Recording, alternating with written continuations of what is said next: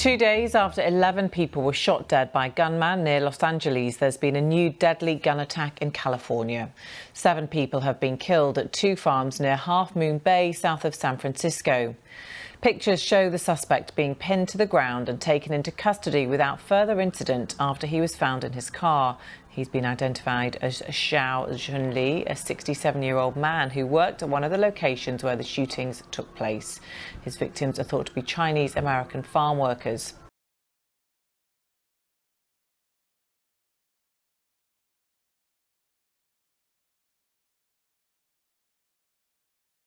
This is where the manhunt came to an end.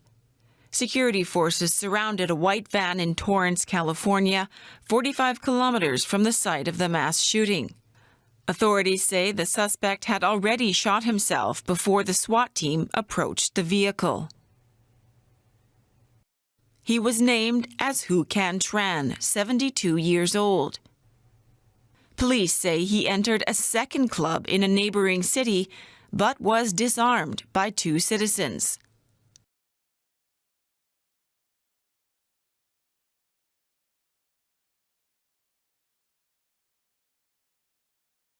Well, Ukraine's President Volodymyr Zelensky says powerful steps are being made to root out corruption at the highest levels of government. This as he appeals for more military and financial aid from the international community. Well, within the past hour, Ukraine's Deputy Defence Minister, Vyacheslav Shapovalov, has resigned following an allegation that his department overpaid suppliers for food for soldiers. Anti-corruption police on Sunday said they have also detained the Deputy Infrastructure Minister on suspicion of receiving kickbacks of up to $400,000 during the importing of generators. While Zelensky said corrupt officials are to be rounded up and jailed as part of a zero-tolerance policy.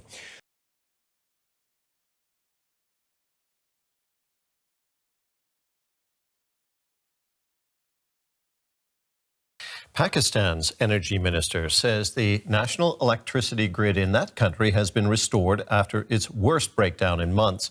Despite this claim, some areas in the country, including major cities, are still without power. Tens of millions of people were left in the dark after the major power cut.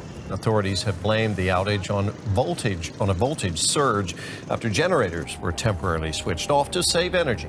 The nationwide blackout cut supplies to water pumps, leaving many without access to drinking water. It's the second grid failure in 3 months.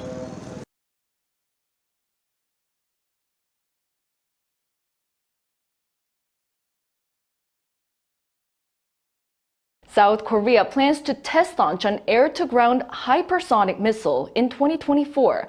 According to military sources on Tuesday, a detailed design of the missile is under review, and the research team are developing equipment that can verify the design.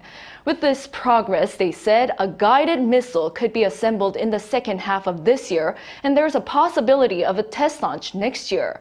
Laying out the blueprint and developing hypersonic missiles were part of the Ministry of Defense's report to the president earlier this month.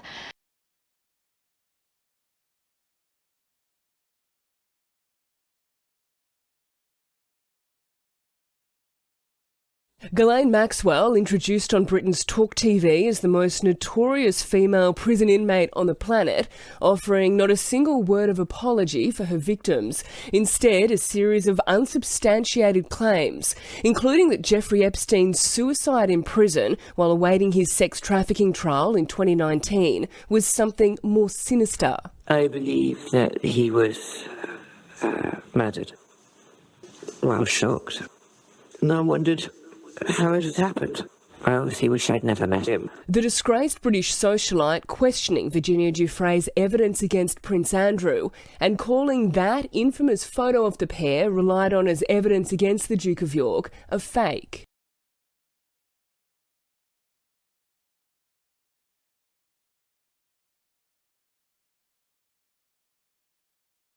Sergei Lavrov was received by his South African counterpart Naledi Pandor for talks in Pretoria on Monday. The visit is Lavrov's second to Africa in 6 months. Last July, Russia's top diplomat visited 5 African countries, including Uganda and Egypt. A continental powerhouse, South Africa has resisted Western pressure to condemn Russia and defended its neutral stance on the conflict in Ukraine.